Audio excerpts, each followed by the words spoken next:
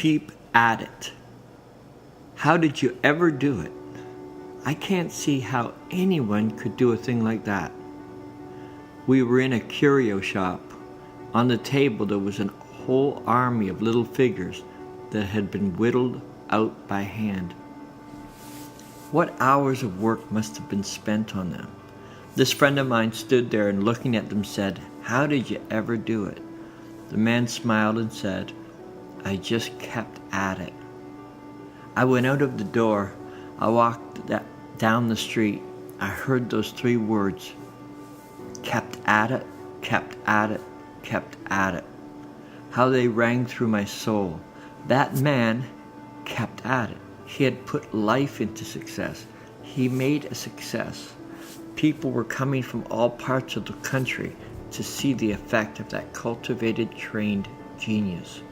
All that man had done was to train his mind and hand and then whittle his dreams out of wood, of soft stone and ivory. I was thrilled through and through at the possibilities that were wrapped up in common folk like you and me. I heard a girl play the piano. She was not over 16. I know something about music. We had a music department in our institution for many years.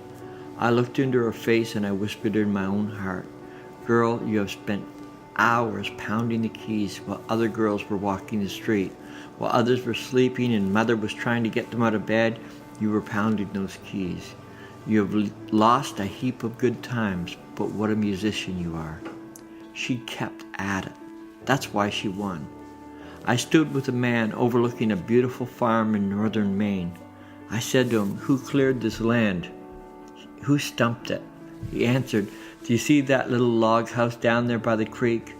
I built that, and wife and I moved into it before there was an acre of this land cleared. I vowed that I would clear every acre of it and put it into crops, and I have done it. That is the spirit that conquers. I vowed I would do it, and I have done it." I stood by the loom in the factory as a boy and vowed that I would become an educator.